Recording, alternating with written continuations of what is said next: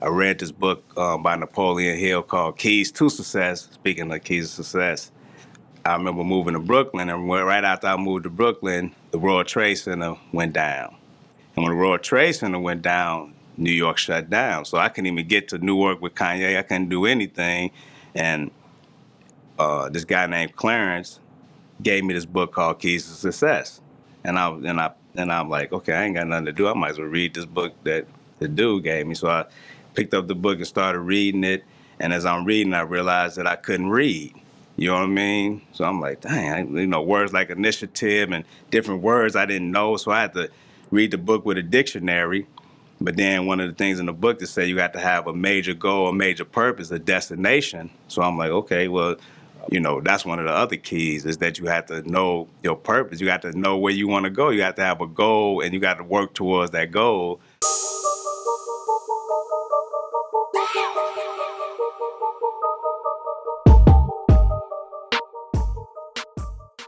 When it came to the Ben Wilson project, which became a 30 for 30, started when we just finished doing Through the Wire video. And Ben Wilson's brother, Jeffrey, called me and was like, yo, man, I'm on Ben Wilson's brother. I'm like, Ben Wilson?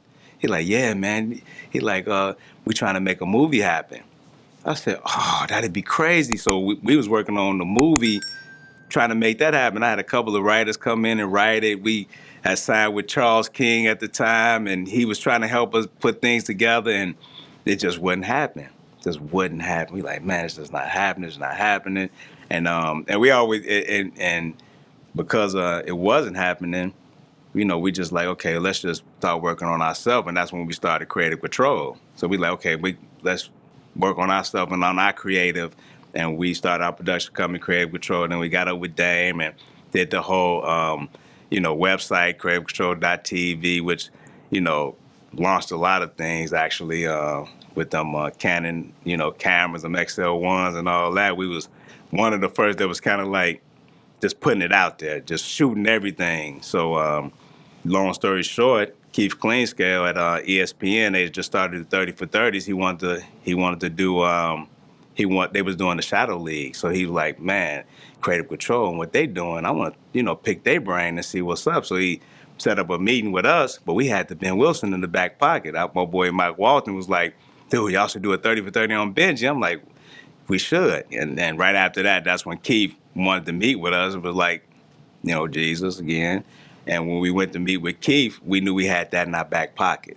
So we went in and we was like, okay, that's cool. Yeah, this is what we do with Creative Control. But, we got this story, Ben Wilson story out of Chicago. And Keith was like, man, 7 people already came in here and pitched Ben Wilson. What y'all gonna do different?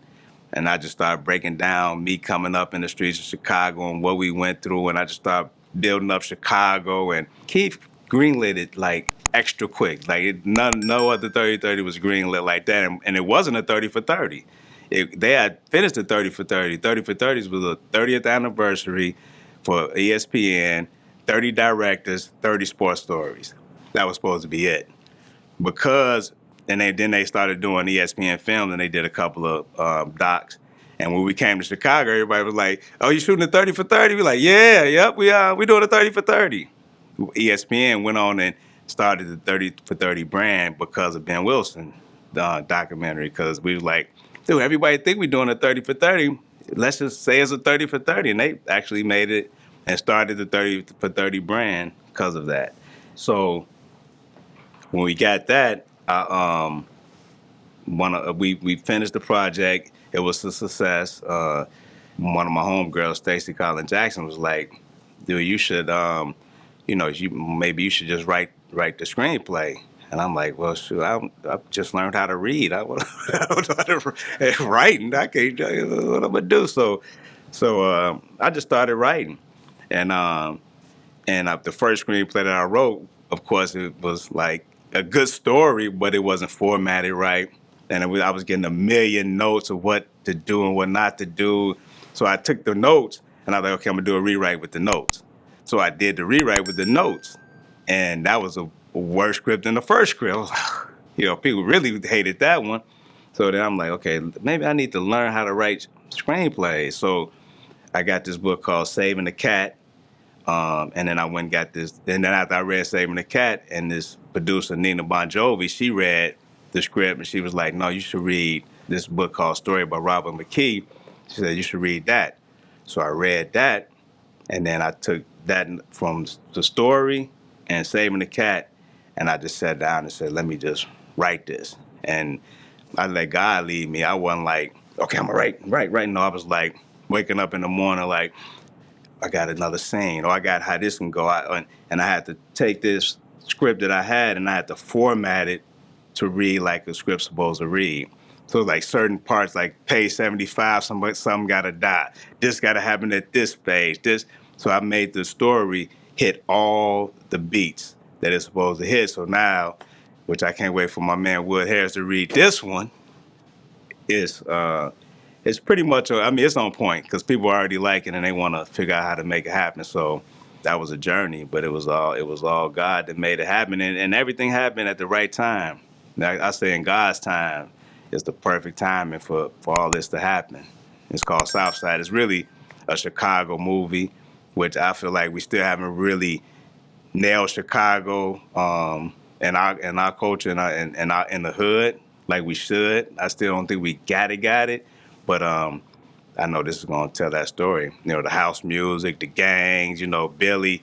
It's more about Billy Moore and Mario, Benji's best friend, who now goes around and talks to kids in schools. They, came together and they for good. And Billy Moore is like he doing prison reform with Ernie Duckins and Lorraine Jobs. So it's huge what they doing right. He's the spokesperson of this, Billy Moore, and that's what the story is a I call it a modern day Cooley High, because Cooley High was 1964. Our story is Chicago 1984, which is ain't no coincidence. You know what I mean? Same story. Mario's Preach, and Billy is Coach Cheeks. But the only twist we got is we telling Stoner Roberts' story as well, which is Billy's story. And, that dynamic. You got the GDs and you got the Moles. You got, the Blackstones. You got house music. You got Mendel parties. You got the fashion. You got, segregation. Chicago is a lot. So the politics of Chicago,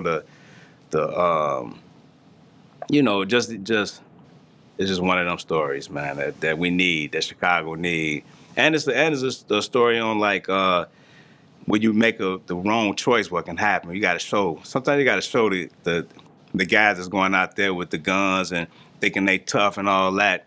If you make one wrong decision, one wrong choice, your life is destroyed, and lives are destroyed. When it came to Ben Wilson, the city was destroyed, his career, his family, us. But the reason why we did this, the doc, and now that we're doing a movie, is because I remember when Benji died and watching that news footage. I'm in seventh grade watching news footage, and it was the worst ever. But then after that, I felt like I can walk anywhere. It was a peace around Chicago that was unreal. Actually, the murder rate went down after Benji, and you can I felt like I can go across the tracks where the white people were at, because we, in Chicago, I went across the tracks. They was calling us niggas. We used to go over there for fun, to get chased. They niggas, but not by the kids, by the parents. You know what I mean? Niggas, get out. We doing that for fun.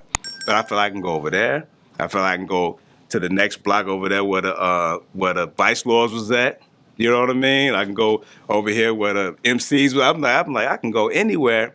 So I wanted to create that feeling, and so that's when me and Chike wanted to create that feeling. So that's when we did Benji. We knew we was like, let's just make everybody super sad, So it's a sad story, but we pushed it. We pushed that part just so they can feel that feeling.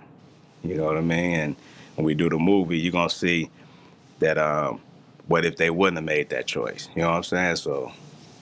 What we got coming up next, we have a Stephon Marbury documentary that we did with Nina Bon Jovi and Forrest Whitaker, which is a great film. So happy about it. I didn't know his story was that amazing. He has an amazing story, coming from Coney Island to playing at Lincoln, Spike Lee, vaguely telling his story and he got game, and then going through a whole depression and being ostracized out of the NBA, then redeveloping himself in China and becoming a god over in China. So, that's a story that can't wait for it to come out in 2020.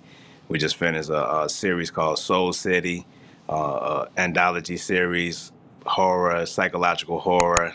We did 3 episodes of that. We're looking to that to go to series on a network, Amazon, where y'all at, what's happening. But that's a project that we just finished that we're excited about. It's our first scripted narrative that we needed because nobody would give us nothing. They're like, "Oh, you got a narrative?" We like, "No." They're like, "Okay, well, you can't get it." Well, we did do this and this and this and this, but they like, "No, you got to show us something." So we finally got that. And the South Side, the script that I was telling you about that we've been working on for over 10 years, that seemed like it's coming to fruition. And the Ernie Barnes documentary, which Ernie, if you don't know Ernie Barnes, he's the painter who did Good Times for JJ, all the paintings in JJ. The JJ, he was the ghost painter for JJ on Good Times. And he also did the Sugar Shack Marvin Gaye album cover and Curtis Blow cover, which, like I always say, don't let your imagination get away with God's manifestation. I used to dream about those paintings being on my wall. Back in the day, I called them JJ paintings.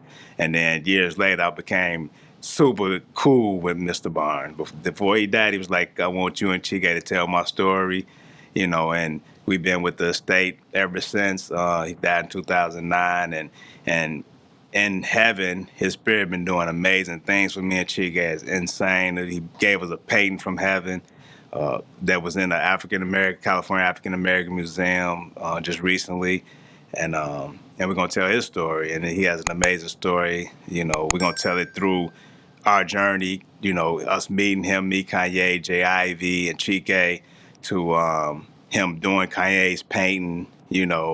Me documenting all of this, like him coming to the studio with sketches, and we all talking to spirituality. And Kanye's mother was alive at the time, and Mr. Barnes' mother was alive at the time. And when he started the painting, his mother passed away.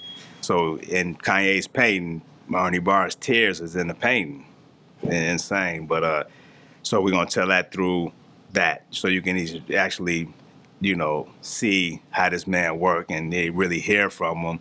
And of course, we're gonna interview everybody. Did paints for Will Smith and Sylvester Stallone and Elizabeth Montgomery. I'm gonna go there with it. You know what I mean? And Swiss Beats, and of course Kanye. So we're gonna tell his amazing story. Such a good guy. Plus, he was an NFL football player. So that's one we're really proud of. And, but it's all going to happen in God's time, and we're going to keep moving, and we're going to tell these special stories, man. And, and I'm so happy to be a part of his legacy. I'm so happy to be we're so happy to be a part of Ernie Barnes' legacy, Martin Luther King's legacy, Muhammad Ali's legacy. I remember when Muhammad Ali passed away, they calling me for interviews. I'm like, huh?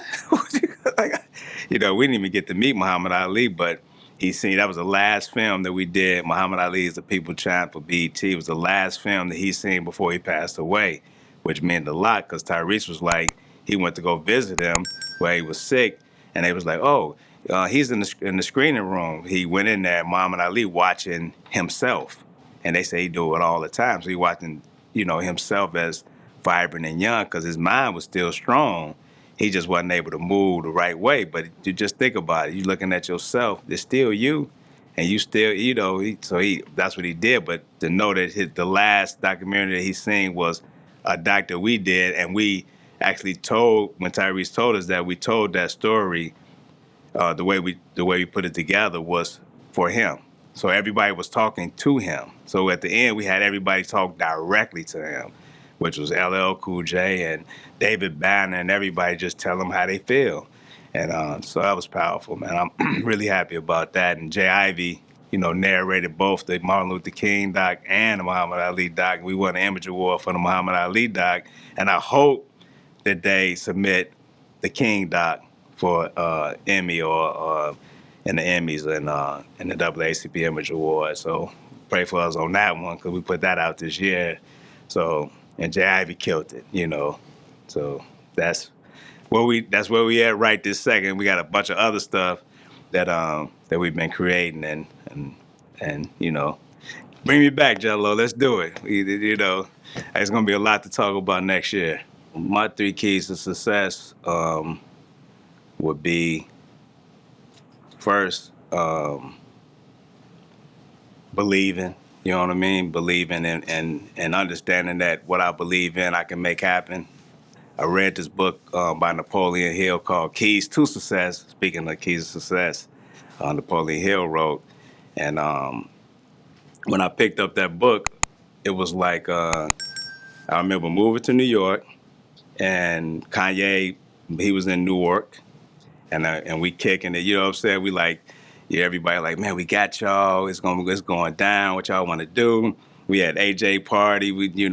And then I remember moving to Brooklyn, and right after I moved to Brooklyn, the World Trade Center went down. And when the World Trade Center went down, New York shut down. So I couldn't even get to Newark with Kanye. I couldn't do anything. And this guy named Clarence gave me this book called Keys to Success. And I'm like, okay, I ain't got nothing to do. I might as well read this book that the dude gave me. So I picked up the book and started reading it. And as I'm reading, I realized that I couldn't read. You know what I mean? So I'm like, dang, words like initiative and different words I didn't know. So I had to read the book with a dictionary. But then one of the things in the book that said you got to have a major goal, a major purpose, a destination. So I'm like, okay, well, my destination is I'm gonna own a network. I just wrote that down. And then in this notebook, I'm on a network and I'm starting to read. And then right after that, you see all these definitions of words that I didn't know. And I'm like, okay, so I had to read that book twice. So, that's one of the other keys is that you have to know your purpose. You got to know where you want to go. You have to have a goal and you got to work towards that goal. So that's another one of my keys. I said believing was one and a destination is another. And just, learning that, I started reading a book called Celestine Prophecy. So I'm like, okay, I can read now. Let me get this book. So this guy named Big Shoes gave me this book, Celestine Prophecy. I'm like, oh, so I read that and I learned that everything happened for a reason, not a coincidence. So I'm like, oh, dang, that's why that happened. That's why I got carjacked. That's why this happened. So I'm tripping on that. And then after that, I'm like, okay, I need a mastermind alliance. So I started building that. That's when I met Chike. And that's when I went to the library and got books on, screenwriting, beginning directors books, whatever it was. And I guess that's another key right there is to find people that believe like you believe and everybody working on that one goal. And when you have a team of people working, you can get there.